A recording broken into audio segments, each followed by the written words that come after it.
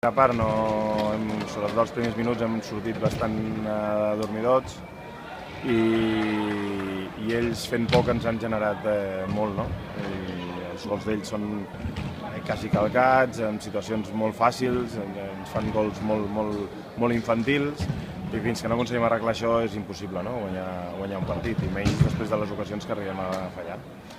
I bueno, la segona part sí que hem tingut més el control del partit, però clar, 2 gols com els que ens han fet doncs no ens els poden fer. No? Per ficar-la, no la fiquem, saquen ells i ens fan el quart. Bueno, hem de seguir treballant, ara tenim el peron i preparar el partit de Barça, no queda més història que seguir treballant. No sé si